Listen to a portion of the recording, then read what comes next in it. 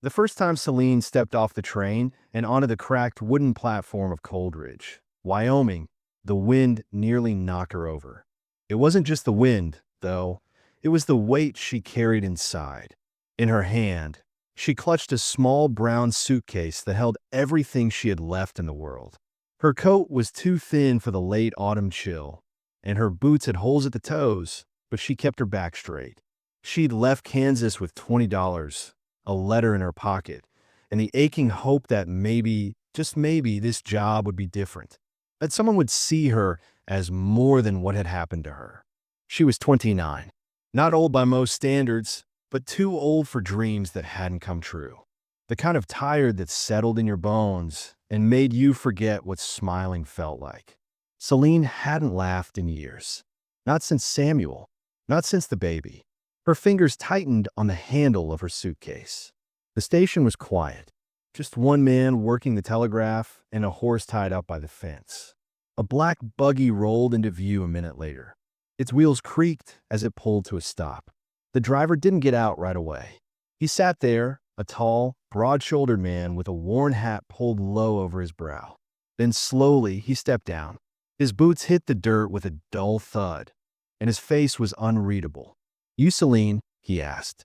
His voice was deep and quiet, like someone who didn't waste words. She nodded. "Yes, sir.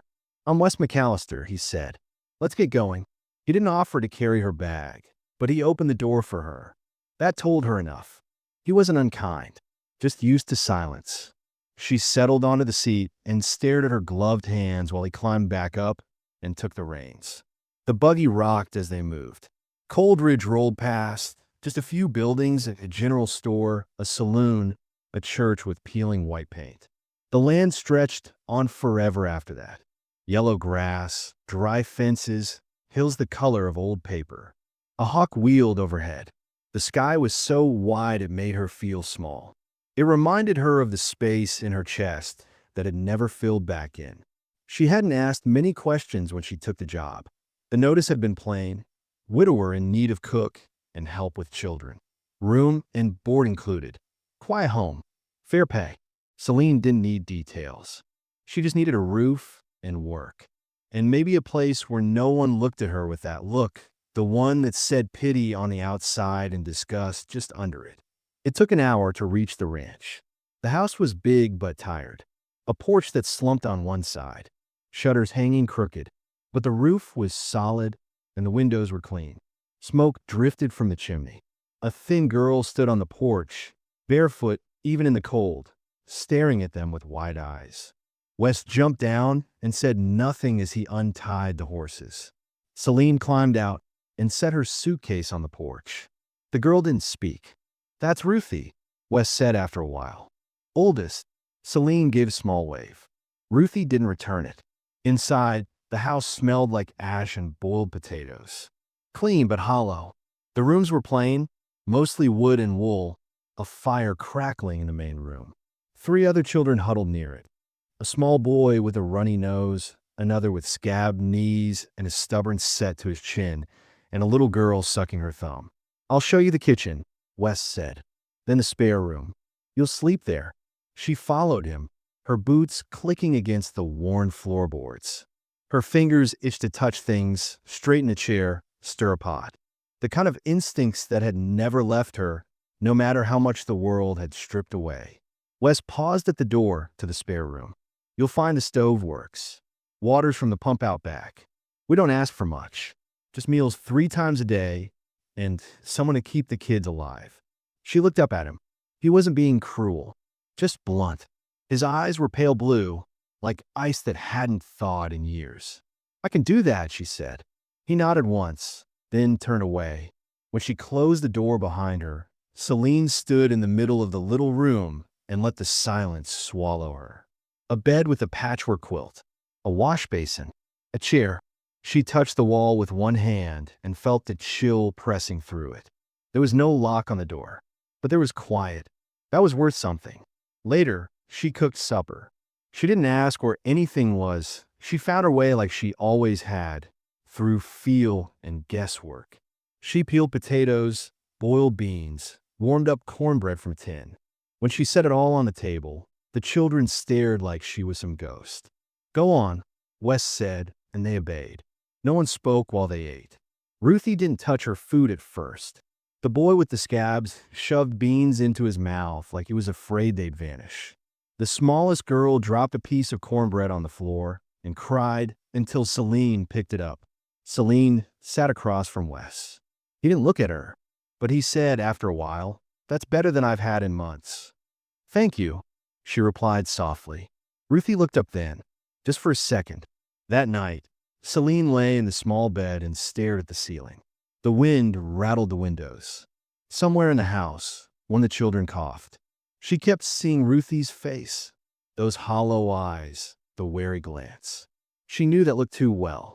It was the look of someone who had already learned not to expect kindness. The next morning came early. The rooster hadn't even crowed when Celine pulled on her boots and lit the stove. She moved quietly, careful not to wake anyone, but by the time the biscuits were in the oven, Ruthie was standing in the doorway in her nightdress, barefoot again.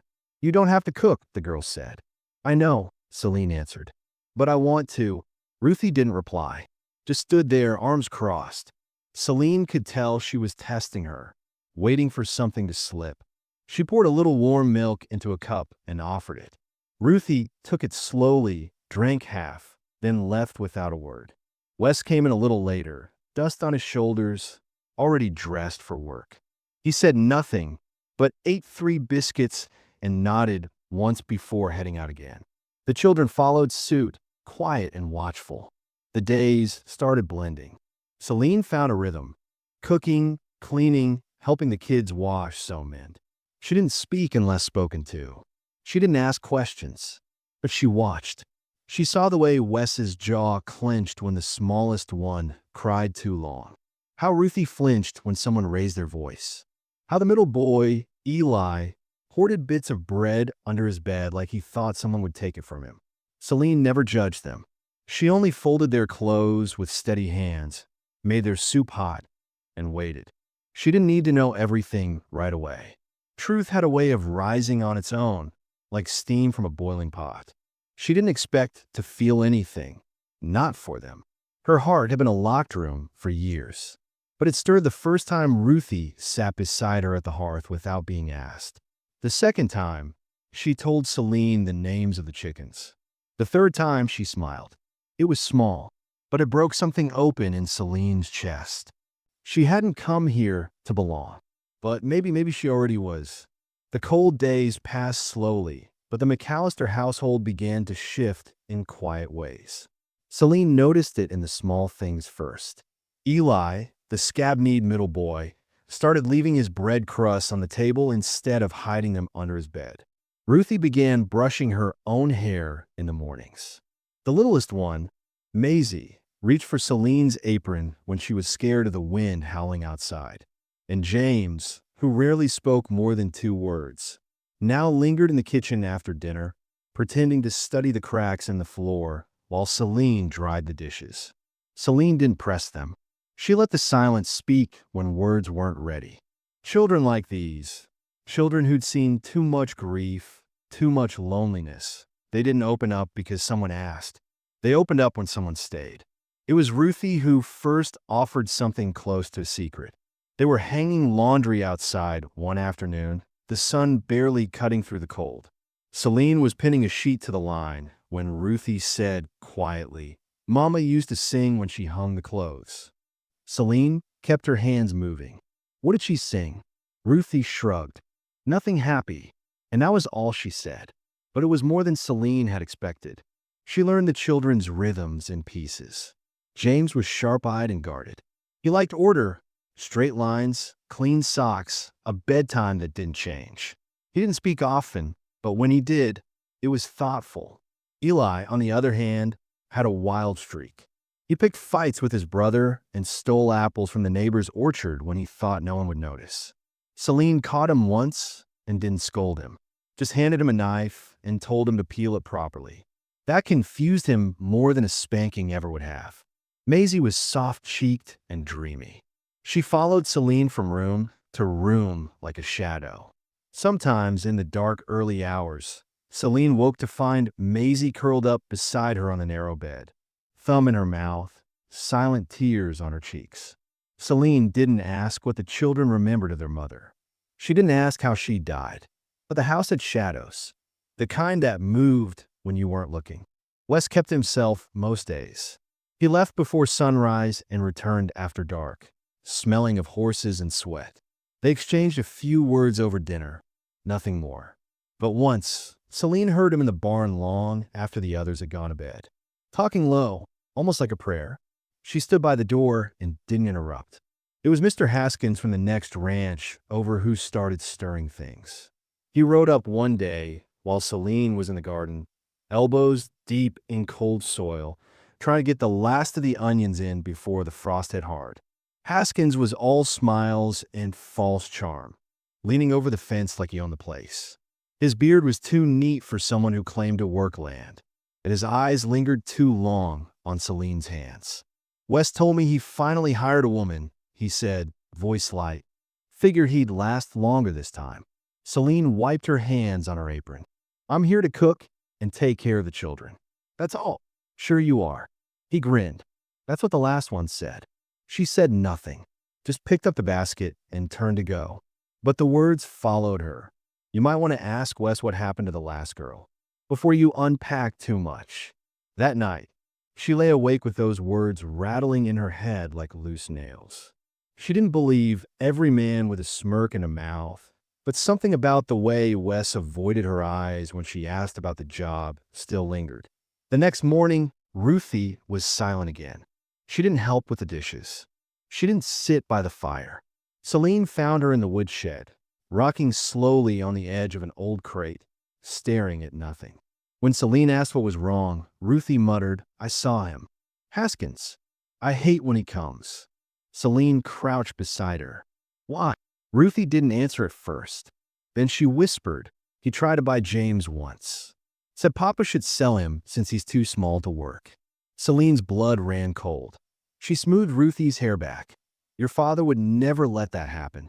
I don't know, Ruthie said softly. Sometimes I don't know what Papa would do. Later that week, Wes asked Celine to help him in the barn. The mare had gone lame and needed her leg wrapped. Celine worked in silence beside him, both of them sweating in the cold air, their breath visible. After a while, Wes finally said, I know what Haskins said. Celine kept wrapping the leg. You gonna tell me what he meant? Wes paused, jaw tight. There was a girl before. Name was Esther. She stayed 3 months. And she left in the night. Said she couldn't handle it. That was all. His tone said not to ask more. But Celine wasn't afraid of tones. Did something happen? She asked. Something the children remember? Wes looked at her then. Really looked. The children remember everything, Celine. Every time I can't afford sugar. Every time I say too little or too much. Esther didn't hurt them, but she wasn't ready for what this place asks of you. Celine nodded, though the unease stayed. Days blurred again, with chores and the rhythm of meals and quiet dinners. One evening, while chopping onions, Celine caught James staring at her. Not the usual childlike glance, but something more pointed. Curious. Guarded. What is it? She asked gently. Are you going to leave too? He asked. She set down the knife. Do you want me to? No, he said too fast. Then quieter, but Papa said people always leave. Celine sat down beside him. I don't plan to leave. Not unless someone wants me gone. He fiddled with a piece of string in his pocket. Ruthie said Mama used to cry when she didn't think we could hear. Did you cry after your baby died? Celine froze. The breath left her body before she could stop it. Her hands trembled as she stood again, picking up the knife with care. Who told you that? Ruthie said you had a baby once. Celine swallowed hard. I did. She said you lost him. Celine nodded. I did. James didn't speak again. But that night, he left a small wooden carving on her pillow. A bird. Rough, chipped, but carefully made. The next day, Haskins showed up again. This time, Wes was home. The two men stood by the gate, talking low.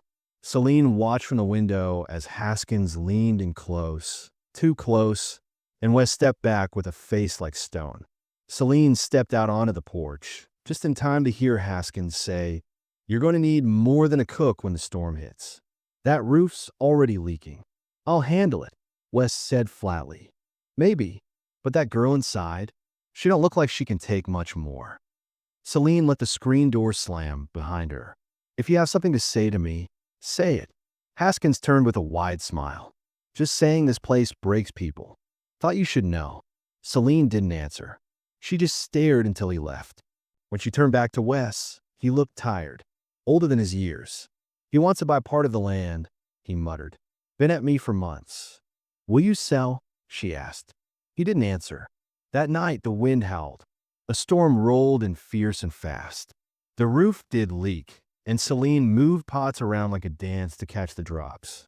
The children huddled near the fire. Ruthie clutched her hand without asking. James watched the door like he expected someone to come through it. And for the first time, Celine didn't feel like a stranger anymore. She felt like part of something, fragile, cracked, but real. She also knew something deeper now. There were secrets buried in this house, quiet but dangerous. The children knew more than they said. Wes carried a guilt he never spoke of. And Haskins, he wasn't just a nosy neighbor. He wanted something, maybe the land, maybe more. But Celine wasn't going anywhere. Not until she understood the truth. And not until she could make sure these children never had to flinch again. The snow came early that year. By late October, the hills around the McAllister Ranch were covered in white. The wind carried a bite that sank into the bones and stayed there, no matter how high the fire blazed. Celine began waking up with a dull ache in her fingers. She learned to boil water before sunrise just so her hands could move. Wes didn't mention the cold. He simply chopped wood until his shoulders ached and the axe head steamed in the snow. The rhythm of their lives hardened with the weather. Celine cooked, cleaned, stitched up torn sleeves, wiped runny noses, and taught the older children how to read by lamplight. At night, she stood on the porch wrapped in an old quilt, watching the sky for signs of another storm. And though no one said it out loud, something was shifting inside the house. The quiet no longer felt hollow. It felt full, like a hush before something important. But it couldn't last.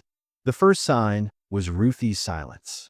She stopped talking again, not in the sullen way of children, but in the way of someone hiding something. Her eyes wouldn't meet Celine's.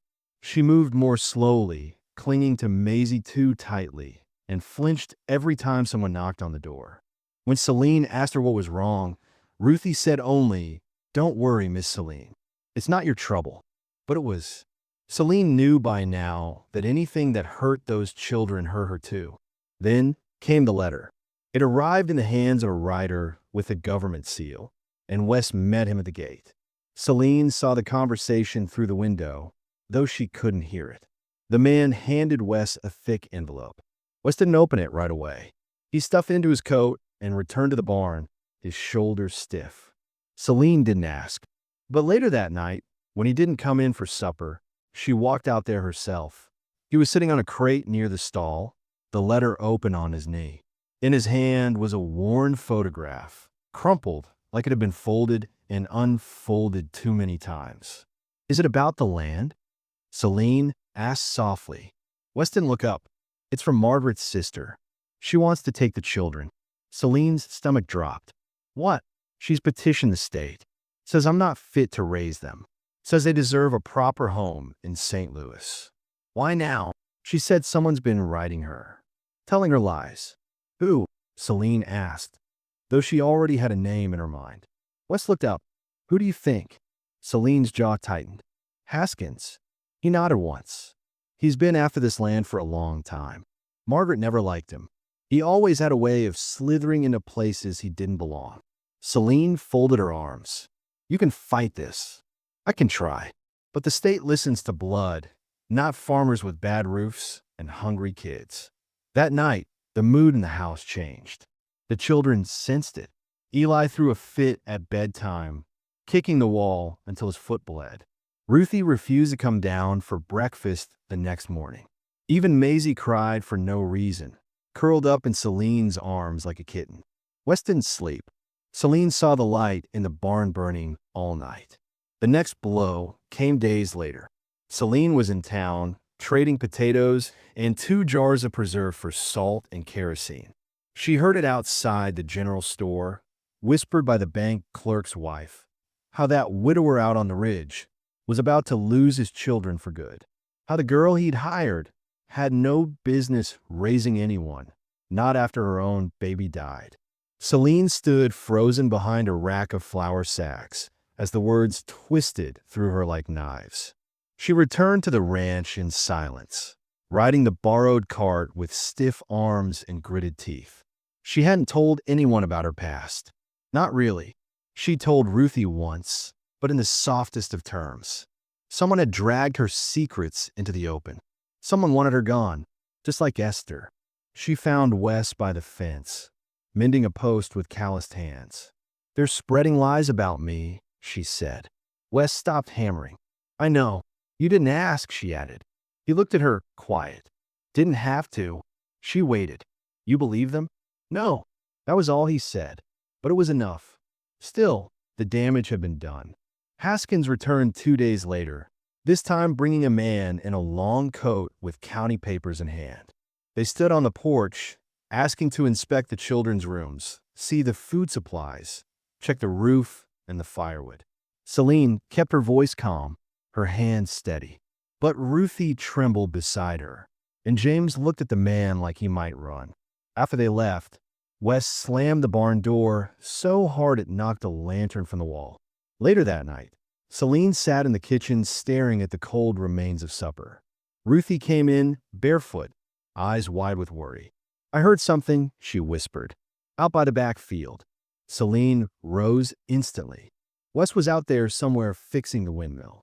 She wrapped her shawl around herself and stepped into the snow, heart pounding. At the edge of the field, something flickered, light from a lantern moving too quickly. "Wes," she called. No answer. She moved faster now, boots crunching in the snow, breath coming in clouds. The lantern light darted behind the storage shed. She followed and stopped dead. The shed door was open. Inside, crates were torn apart, feed bags slashed, and on the floor, black powder. Kerosene. Someone had doused the place in it. Footsteps behind her.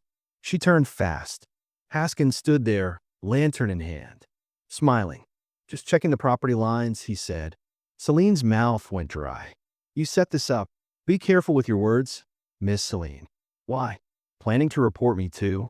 He stepped closer. "You're not very smart. A woman like you, damaged, desperate. Thought you'd find shelter in a place like this. But people like you don't stay long. You make good distractions, but not good mothers." She raised her chin. "I'm more of a mother than you'll ever be a man." His smile faltered. Behind them, footsteps thudded across the snow. Wes. And behind him, James, his little boots barely making sound. The boy's eyes were wide with fear, but he was holding something. The sheriff's badge Wes kept in the kitchen drawer. Celine's breath caught. Wes had seen enough. His voice came low and sharp. "Get off my land, Haskins." Haskins turned. "This your idea of a family, Wes? A house full of orphans and a broken woman." Wes took a step forward. "You ever come near my children again, I won't use words next time." Haskins didn't move. Then he spat on the snow and walked away. The next morning, Celine found a charred matchstick near the back wall of the shed. He'd been about to light it. 1 second more, and everything would have burned. But something had stopped him. Or someone. Maybe it was James, watching from the darkness. Maybe it was the house itself, refusing to let go of one more soul. The storm that hit the next night was the worst they'd seen in 10 years. Snow fell so thick the sky turned white. Celine stayed up with the children as the wind moaned against the walls. They played cards by lantern light. Ruthie laughed once, and it sounded like a miracle. Wes came in from the barn covered in ice and sat by the fire. He didn't speak, but when Celine handed him a cup of hot tea, his fingers brushed hers, and he didn't pull away. The next day, the sheriff rode up. Turns out Haskins had made more enemies than just Wes. The sheriff found evidence of tampering at 3 other farms. Missing tools, burned stores, letters stolen from mailboxes. Haskins had been threatening folks for months, pushing them to sell. No one had wanted to speak. Not until someone stood up. Wes gave testimony. So did Celine. And when the sheriff asked James if he'd seen anything, the boy looked him straight in the eye and said, "He came to hurt my family." It was the first time any of them had said it out loud. The charges were enough to put Haskins off the land. He left Coldridge within a week. But the letter from Margaret's sister still hung in the air. Celine knew it wouldn't go away just because Haskins had. Blood ties were powerful. Judges didn't care much for struggling fathers and their silent, exhausted children. So Celine wrote a letter of her own. For pages. Honest, raw. She told the whole truth about her past, her baby, the choices she'd made, the nights she spent wondering if she'd ever be whole again. She didn't ask for pity. She only asked the woman to come and see for herself. When Margaret's sister arrived, 2 weeks later, she stood in the doorway with a silk shawl and a stiff mouth. She took one look at the children, Ruthie setting the table, James helping Eli with a splinter, Maisie asleep in Celine's lap, and said nothing for a long time. Then she sat down and asked for tea. By the time she left, her eyes were red. She told Wes she'd withdraw the petition. "I don't know what you are to them," she told Celine on her way out, "but it's more than anyone else ever will be." Celine nodded. She didn't need to explain. That night, Wes lingered after dinner. The children were asleep, the fire burned low. He stood beside her, silent for a while. Then he said, "You're not just helping anymore." Celine looked up. "I know. You don't have to stay. I know that too." He took her hand then, just held it warm and steady. And in the hush of that moment, Celine knew the story had changed. Whatever came next, she was no longer a hired woman on borrowed time. She was home. Winter deepened its grip on the land. Thick snow blanketing the ridges and burying any sign of the struggle that had nearly burned the McAllister ranch to the ground. The shed still bore black stains along its floorboards, a ghost of what could have been. But Haskins was gone, and for a while, it felt like peace had settled again. Celine moved through the house with practiced grace, cooking meals, helping the children with their lessons, mending their clothes with steady hands. Yet beneath her calm surface, something tugged and pulled like an invisible thread unraveling. The letter Margaret's sister had withdrawn did not dissolve the memory of its threat. Celine carried the weight of it in her chest. She knew how close they had come to losing everything. And now, every time one of the children coughed too hard or the roof groaned against the wind, she braced herself, as if goodness was something fragile, something borrowed, always about to be taken back. Wes had changed too. He smiled more, tired, quiet smiles, but his eyes were never still. He spent more time on the land, reinforcing fences, working late in the barn. Sometimes Celine found him watching the children play through the window, a kind of longing in his expression that said he hadn't yet forgiven himself for almost losing them. She understood that look. She wore it too. One morning, Celine found Ruthie curled up on the porch swing with Maisie's favorite blanket. Her eyes were puffy. She didn't look up. "You cold, honey?" Celine asked. Ruthie shook her head. "I had a dream." "What kind of dream?" "That we were all gone. Not dead, just gone. Like we never lived here at all." Celine sat beside her and wrapped the blanket tighter around her shoulders. Sometimes our minds hold on to fear even after it's passed. That doesn't mean it'll come true. Ruthie looked at her. "You won't leave, right? Even if someone else comes for us?" Celine's throat tightened. "No, sweetheart. I won't go unless I have to fight to keep you." But the truth she couldn't say out loud was that she didn't know what power she truly had. Not in the eyes of the law. Not if someone else with blood ties tried again. All she could do was stay and love them like her own and hope that would be enough. Then came the telegram. It was a Tuesday. The wire came into town, and Wes returned with it folded in his coat pocket. He handed it to Celine without a word. She read it 3 times before she could make sense of the words. "Celine Bowden, your father is dying. Stop. Requesting your presence immediately. Stop. No other family remains. Stop. Please come. It hit like a stone in the gut. She hadn't seen her father in 10 years. Not since he'd told her she was a disgrace, cursed for bearing a child out of wedlock, and refused to let her into the family home after her baby died. He turned his back and never looked back. Now, he was dying, and someone, likely a nurse or pastor, had reached out to the only name they could find. Celine didn't know how they'd even learned where she was. She sat down hard on the kitchen chair and stared at the paper. Wes watched her carefully. "You don't have to go," he said. But Celine shook her head. "I do. You owe him nothing. It's not about owing. It's about peace. For me." She packed that night. Ruthie cried silently while folding Celine's shawl. James wouldn't speak. Maisie followed her through the house like a shadow. "I'll be back," Celine promised them. "You hear me? I will come back." But none of them looked convinced. Wes helped her load the wagon the next morning. Before she climbed in, he touched her arm. "I don't want you to go alone. I can handle it." "I know, but I still don't want you to." They stood in silence for a long moment. The sky was pale and gray, the wind low. Finally, he said, "We'll be waiting every day." The journey took 3 days. By the time Celine reached her father's home, now more like a hollow shell than the proud farmhouse it once was, the nurse met her with tired eyes and a low voice. "He doesn't have long," she said. "He's been asking for you." Celine stepped inside and faced the house that had held her childhood, her shame, her silence. She found her father in bed, a frail shadow of the man who had once loomed over her with harsh words and a Bible in his hand. He opened his eyes slowly. "Celine," she swallowed. "I'm here." For a while, neither of them spoke. Then he said, "I didn't know how to be soft with you.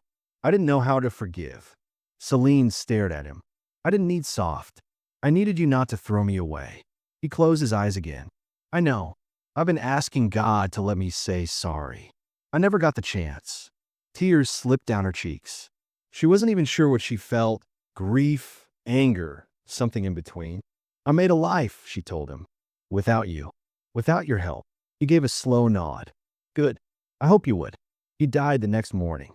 Celine handled the burial quietly, signing the papers, claiming nothing from the estate except an old photograph of her mother. Then she left, never looking back. She returned to the McAllister Ranch just after the last storm of the season. When she rode in through the trees, she saw the children racing each other down the hill, screaming and laughing. Wes was on the porch, fixing a broken chair leg, but he stood the moment he saw her. Celine climbed down from the wagon. The moment her boots hit the earth, Maisie ran straight into her arms. "I told them you'd come back," the girl said fiercely, clinging to her. "I told myself the same thing," Celine whispered. Later that evening, as snowflakes began to fall again in soft spirals, Wes and Celine stood by the kitchen window. The children were inside, playing cards and bickering over who cheated last. "You all right?" he asked. She nodded. "He died asking forgiveness." "That helped." "I think so. I think I needed to hear it, even if it was too late to fix much." Wes looked at her, long and steady. "You're not what he said you were. You're not broken, Celine. You're the only reason this place still stands." Her eyes filled. "Sometimes I still feel like I don't deserve any of this." Then we're both standing in borrowed grace. He reached out and brushed a loose strand of hair from her cheek. "But I don't want to borrow anymore." Celine blinked. "Wes, you came here a stranger, but you built a home. You held these kids together. And you held me together whether you meant to or not. I want to build something with you that doesn't go away the next time someone comes knocking." She exhaled shakily. "Are you asking?" "I'm saying we can choose each other, Celine. If you want to." Outside, the snow began to fall harder, like the sky was stitching a quilt over the world. Inside, Celine took his hand and said yes. But the world didn't stop testing them. A fever swept through the valley 2 weeks later. It hit Ruthie first, then Maisie, then James. Celine barely slept, tending to their burning skin, spooning water between cracked lips. Wes rode to town for supplies and nearly didn't make it back through the snow. For days, the air in the house was thick with worry, the smell of wet cloth, and the quiet rasp of breath. One night, Ruthie opened her eyes and said, "I dreamed you were my mama." Celine held her tight. "That's not a dream, baby. That's real." Slowly, the children recovered. Celine did too, though she barely noticed how much the strain had worn her down. Her hands trembled for days afterward. The fatigue sat deep in her chest. But the worst had passed. One morning, Wes brought in a small box he'd carved himself. Inside it was a ring. Not gold, just polished wood with a smooth center. "I can't promise the world," he said, "but I can promise this place. These kids. Me." Celine touched the ring with shaking fingers. "Then I promised the same." It wasn't a wedding with white lace or music. It was a quiet vow made in the kitchen, surrounded by muddy boots and the smell of stew on the stove. But it was more than enough. In the weeks that followed, word spread about the man who stayed loyal to his children, about the woman who came with nothing but made a family, about a home where strangers became everything to each other. And for the first time in her life, Celine didn't wait for the other shoe to drop. She didn't fear the knock on the door, because this time, no one could take her away. The thaw came early that year, and with it came a kind of strange unease Celine couldn't quite explain. It crept in through the floorboards, in the quiet moments between chores, in the way Wes stared too long at the ridge, or the way James had started sleeping with a lantern burning near his bed. The children were back to laughing, back to running wild in the yard. But Celine felt something tighten behind her ribs again, the same way it had before her father's letter, before Haskins, before everything that made her believe peace might not be meant for people like her. And then came the rider. He showed up near dusk. His horse foamed at the mouth, and the man looked half-starved. The children saw him first, and James ran in yelling for Wes. Celine stepped out with a dish towel still in her hands and felt her stomach drop the moment she saw the man's face. His name was Elijah Maddox, and he was Celine's husband. Wes stepped between them before Celine could speak, and the air turned ice cold. "You're mistaken," Celine said after a long silence. "I buried my husband." Elijah coughed, spat into the dirt, and wiped his mouth with the back of a trembling hand. "You buried a body they told you was mine. That don't make it true." Wes turned to Celine, his jaw tight. "What's he talking about?" Celine's voice barely held. "I was married once. Years ago. Before the baby. Before the traveling camp. He left for work and never came back. They told me he drowned in a flash flood 2 towns over. I never saw the body. Just a letter." Elijah gave a low, rasping laugh. "Because I wasn't dead. I was in jail. Railroad scuffle turned bad. Man pulled a knife. I pulled mine faster. They said I had no family to notify. Spent the last 10 years locked up thinking maybe I didn't want to be found." "Why are you here now?" Wes asked, fists clenched at his sides. Elijah looked at Celine then, and his face changed, not cruel, not mocking, just tired, "Because she's still my wife. And I heard she's living good now. Heard she's got herself a house and a man, and 4 kids that call her mama."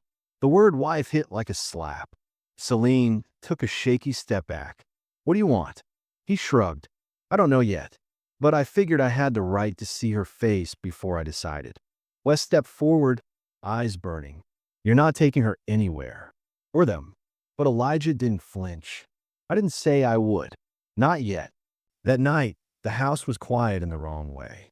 James asked Celine if the man would stay. Ruthie wouldn't stop looking out the window. Wes sat by the fire, his jaw grinding. He didn't speak for hours. When he did, it was low and rough. "Why didn't you tell me you were married?" "Because I thought he was dead. You could have said you had someone before. I thought you knew. I never pretended I came here pure." He shook his head. "It's not about that. It's about him being alive, and you being legally his." Celine stared at her hands. "I'm not his. Not in the ways that matter. But the law might not see it that way." Neither of them slept. The next morning, Elijah sat on the porch with his hat tipped back and a cup of coffee he'd helped himself to. He looked too comfortable. Celine stood in the doorway, arms crossed. "You can't stay here." I know, he said, but I ain't in a rush. There's nowhere else to go yet. You're not here for me, she said. I might have been, but now that I see it, this house, this man, these kids, I ain't dumb enough to think I belong in it. Celine watched him. Then why are you still here? He didn't answer. Wes walked up then, shoulders squared like he'd been holding back a storm all night. You're leaving by sundown. I'll give you money for food and a ride. But you're not staying.